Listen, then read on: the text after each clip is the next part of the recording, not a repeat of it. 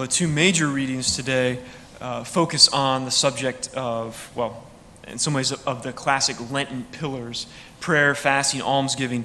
And of course the first one very strongly on almsgiving, as Paul is encouraging the Corinthians to collect money for the Jerusalem community. So I'm going to lay all that to one side because that's what my presentation will be about after Mass. And instead I'm going to focus on the responsorial psalm, and really just on one verse of the responsorial psalm.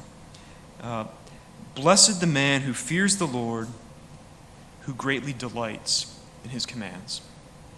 Blessed the man who fears the Lord and greatly delights in his commands. I don't think it's any great secret that the Bible is full of praise for the fear of the Lord, but that most contemporary preaching does not dwell on this theme at great length. Let's say that. But there's also a puzzle and a mystery. Why is the one who fears the Lord blessed? And how would that be connected to delighting in his commands? Normally we tend to think of fear as a negative emotional experience. It's the kind of thing we want to eliminate as much as possible. But I think the great Christian tradition has had a lot of realism about fear. And it's always understood that fear is simply a part of life. It's not a matter of whether you're going to fear or of whether one should fear, right? Because, there are things that are objectively worth fearing, okay?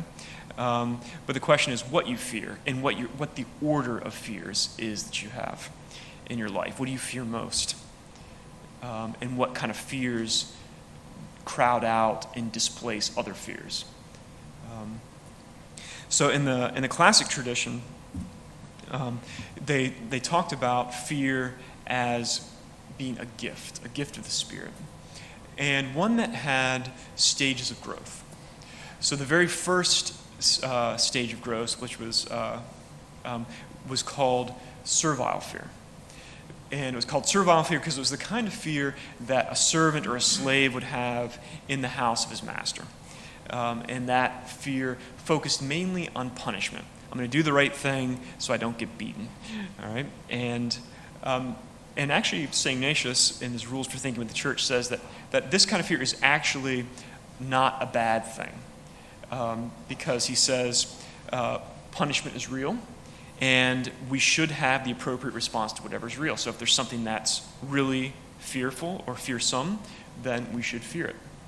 And he says that this fear, even though it seems negative, is one that actually keeps many people from doing worse things. And so in that sense, begins to, begins to prepare them for a more positive relationship. Right? So when it prevents us from sinning and we don't have this deep weight of sin in our conscience, then we can actually approach the Lord with greater delight. Okay? And so in that sense, it's something that's not perfect. It's kind of incomplete, but it's good. It's not bad. It's already good, just not as good as it could be. Right? But this brings up a second phase of, before I say that, just to reflect a little bit, like on how I was raised. But, I would say that one of the great things that my parents gave me was a healthy sense, even of this kind of fear. So I remember when I would, when I was young, my parents sat me down. They explained to me what venial sin was, mortal sin was. They explained the consequences of mortal sin. They told me some of the examples of what that might be, and that left a pretty profound impression on my mind. And even in little things, when there are all the kind of normal pressures of being young, to want to fit in with my friends, to want to do whatever. I remember I would always say, Mom, Dad, can I go see this movie? Can I go to this party? Can I do X, Y, or Z? And much more often than my friends' parents, my parents would say no. And this bothered me an awful lot. But I still remember they're very distinctly saying, well, they'd say, Aaron, we're going to have to render an account to God at the day of judgment for you. and I want to be able to be before God and to say that I did my very best. And that's why I'm saying no. Which was a pretty hard thing to come back from when you're 13 years old. So I didn't have a lot of responses in my pocket for that. But that sense of that they took it seriously, that God is one who rewards good deeds, who punishes bad deeds, and that he's worth fearing, even in this servile way. Okay? And that kept me from a lot of things I would have otherwise done. But like I said, that's incomplete. And there's this other level of fear that has often been referred to as filial fear. And filial fear comes, as the word, as you might recognize from the root of the word, comes from not the kind of fear that a slave has from his master, but that a son has for his father. And there's this difference, that whereas servile fear focuses on the punishment, filial fear focuses on the relationship. So it's not sin as the thing that might get me punished, but it's sin as the thing that weakens the relationship with the person I love. And there's a way, and I think this is another way of thinking about the connection between the man who's blessed and who delights. Because as soon as we come to love anything, fear is introduced into our life. Right? So any of you who are fathers, any of you who are husbands, you know that in this world, things are fragile, right? Harm can come to the things we love. And so as soon as we begin to love anything that's in this world, because all things in this world are passing, we always introduce the element of fear, right? As soon as we begin to love something. It's just a great philosopher once called this kind of fear love in flight. It's like when you see the thing you love, being carried away from you, right? That's the fear kicks in instantly. And so even though in other parts of the scripture, for instance, in one of John's letters, it says that perfect love casts out fear, the great tradition has always understood that to mean the fear of the slave, the servile fear. So perfect love casts out that fear. But the fear of a son, the greater the love that there is between father and son, actually the greater the fear. Not the servile fear, but the greater the filial fear. The greater the desire not to disrupt that relationship, the greater the desire not to put it at peril, right? Because it's so valuable. When and maybe just to tell a little story from my own life about this, but I think the difference between these two fears, just in my own, 13, 14-year-old brain, kicked in one night when I was at a swim meet. I used to swim when I was in high school. I wasn't very good, but my dad was very nice, and he would come out and watch me anyway, get 4th, 5th place, whatever, and for these summer leagues. But I was also very intent on, basically hanging out with the cool kids, So, and I finally made a breakthrough, right? I was sharing a towel over here with some of the kids I thought were great and were really, really good swimmers, and so we were there, and my dad just wanted to let me know that he was there, that he was watching, which was, swim meets are long and boring if you've ever been to them, but he came to them very dutifully. He was a good father. And but I wanted to show my friends how grown up I was, let's say. And so I remember saying something to my dad when he came over, to say hi to me. And I was like, oh, who's this guy? Who's this jerk over here? Or something like that.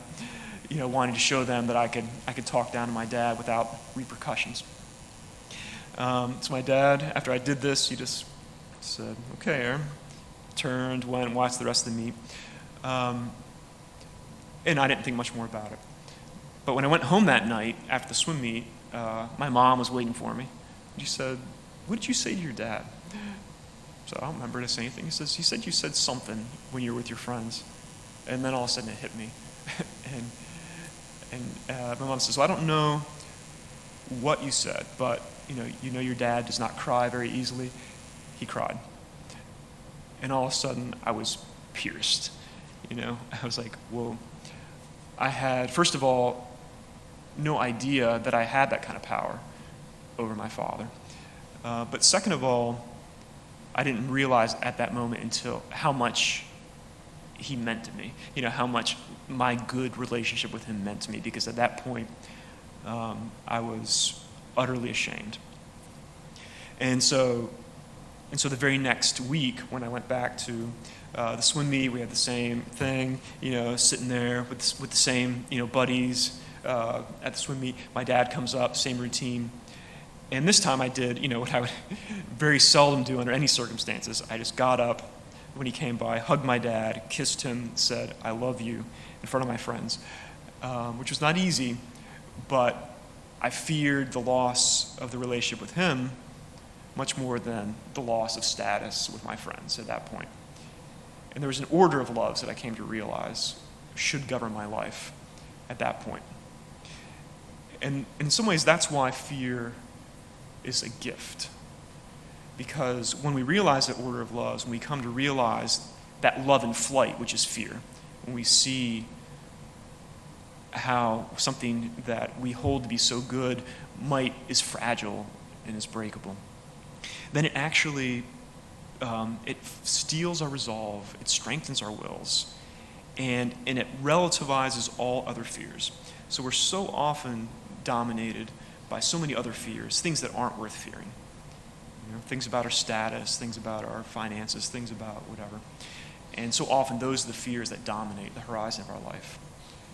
But to have the gift of fear in greater and greater measure is to be sort of at that one moment of clarity I had where I was kissing my father in front of my friends, saying all other fears that I would normally have, they just pale in comparison to the one fear.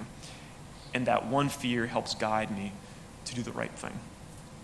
And this is why fear is a gift, not because it's a negative thing, but because fear holds us in the right path.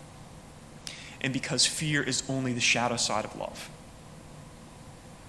And so the extent that we love God, to the extent that He's the center of our life, to the extent that our relationship with Him is precious to us, then this gift of fear will accompany us along the way. So I think we do well as we proceed to Mass, just to ask that we receive through the sacrament that gift, that evermore we have the right order of fears, and that we fear losing the one thing necessary.